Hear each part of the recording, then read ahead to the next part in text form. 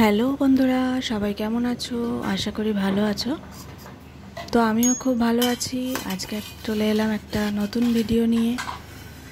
তো এটা হচ্ছে সরপুঁটি মাছ, সরল পুঁটি যাকে বলে। তো আমি তো এই নামটাই জানি, তোমরা কী নাম জানো একটু কমেন্ট করে জানাবে।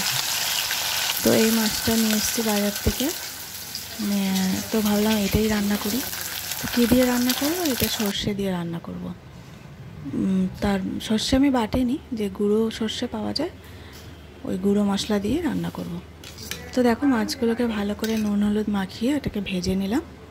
হালকা করে ভাজবো, কারণ মাছটার মধ্যে প্রচুর তেল থাকে।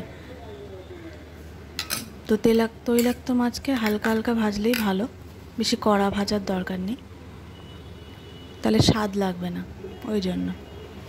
তো দেখো, সর্ষেটাকে আমি একটু উষ্ণ গরম জলে আমি যতটা আমার লাগবে সেই পরিমাণ মতো নিয়ে আমি সেটাকে একটু নুন দিয়ে ভিজিয়ে রেখেছিলাম 5 মিনিট মতো। তারপর তার ভিতরে আমি মশলা মিশিয়ে রাখছি। এখানে লঙ্কার গুঁড়ো, হলুদ, একটু জিরের গুঁড়ো এইসব দিয়ে আমি এটা মিশিয়ে রাখছি। একবারে পেস্টটা তৈরি করে রাখলাম। আর যদি গুঁড়ো পেস্ট দিয়ে রান্না করো, মানে গুঁড়ো যে কোনো সর্ষের গুঁড়ো যেটাকে বলে, তো তাকে যদি তুমি একটু গরম জলে ভিজিয়ে রাখো, একটু নুন কিন্তু অবশ্যই দেবে। নুন না দিলে একটু তিতকুটে লাগবে, তিতো টাইপের। কিন্তু নুন দিয়ে যদি ভেজাও কোনো অসুবিধা হবে না। তো আজকাল সব বাড়িতে বাড়িতে সব এরকমই গুঁড়ো মশলাই চল, এখন আর বাটাবাটির ঝামেলা কেউ করে না। তো যখন ধরো কোনো বাড়িতে লোকজন আসবে, স্পেশাল কিছু হবে, তখনই একটু বাটাবাটির জিনিস এসে পড়ে, নালে আবার তারা কি ভাববে রান্নায় যদি স্বাদ না হয়, তাই না বন্ধুরা? আমরা তো আমাদের মতো এইভাবে খেয়ে নেবো যেরম সেরম করে। তো দেখো, আমি টমেটোটাকে একটুখানি পেস্ট করে রেখেছিলাম, পেস্ট না ঠিক, ওই একটুখানি গ্রেট করে রেখেছিলাম। ওটাকে মাছ ভাজার যে তেলটা ছিল অল্প করে ওর ভিতরে দিয়ে টমেটোটাকে আমি ভাজা ভাজা করে নিলাম। কোনো ফোড়ন টোড়ন কিচ্ছু দিইনি। এবার যে আমি সর্ষের গুঁড়োটা রেখেছিলাম, এই পেস্টটা বানিয়ে এটাকে দিয়ে দেবো। দিয়ে অল্প করে নাড়াচাড়া করে আমি কিন্তু জল দিয়ে দেবো। বেশি আবার ফোটানো যাবে না, কারণ বেশি সর্ষে যদি তুমি নাড়াচাড়া করো তাহলে কিন্তু তেতো হয়ে যাবে। তো অল্প করে বাটিটা দিয়ে জল দিয়ে একটু নাড়াচাড়া করে মাছগুলো আমি দিয়ে দেবো। তো কে কে এই মাছ ভালোবাসো বন্ধুরা একটু জানাবে, আর আমি নামটা ঠিকঠাক বললাম কি না সেটাও কিন্তু জানিও।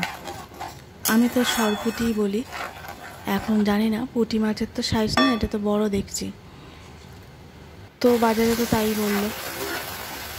তো তোমরা যদি মনে করো এর কোনো অন্য নাম আছে তাহলে আমাকে কমেন্ট করে জানিয়ে দিও। দেখো, মাছগুলো আমি দিয়ে দিলাম, দিয়ে একটু ফোটাবো। তারপরে আমি এটা ধনেপাতা ছড়িয়ে নামিয়ে দেবো।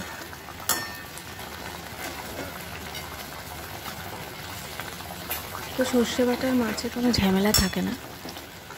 তো তোমরা চাইলে 1 চামচ পোস্ত বাটাও দিতে পারো এর সাথে। তো আমি তো পোস্ত বাটিনি, ওই জন্য শুধু সর্ষে দিয়ে করেছি। তো খেতে কিন্তু খুবই ভালো হয়েছিল, কারণ মাছটা তো স্বাদ আছে।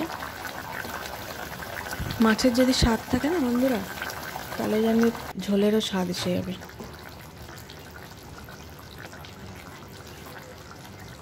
দেখো, ধনেপাতা ছড়িয়ে দিলাম। এখন তো শীতকালের কোনো ধনেপাতা নয়, শীতকালে ধনেপাতা হলে স্বাদ গন্ধ দুটোই আসতো।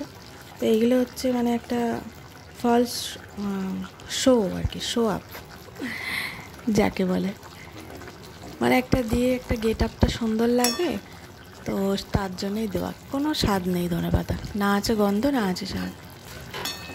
তো দেখো বন্ধুরা, হয়ে গেল মাছ রান্না আমার। এরকমই ঝোল রাখবো, এর বেশি আর শুকনো করবো না, কারণ নামিয়ে রাখার পরে কিন্তু 10-15 মিনিট পরে দেখবে এমনি সর্ষে বাটার ঝোল শুকিয়ে যায়। তাই বেশি মাখা মাখা না করলাম না, এরমই নামিয়ে দিলাম। তো কেমন লাগছে বন্ধুরা? ভালো লাগছে? দেখো তো ঝোল, কালার, ঝোলের যে কালার সব ঠিকঠাক আছে কিনা একটু দেখো তো বন্ধুরা, কমেন্ট করে জানাবে কেমন।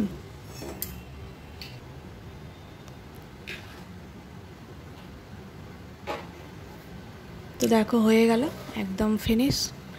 তো রান্না করতে তো লাগে টাইম, কিন্তু খেতে বসলে তো আর বেশি টাইম লাগবে না, বসবো আর উঠে যাব এরকম। তো দেখো বন্ধুরা, কেমন লাগছে। তো তোমরা সবাই আমাকে কমেন্ট করো, আমার ভিডিও দেখছো, আমার খুব ভালো লাগছে বন্ধুরা। এইভাবে আমার পাশে থেকো, আমিও সবার পাশে আছি।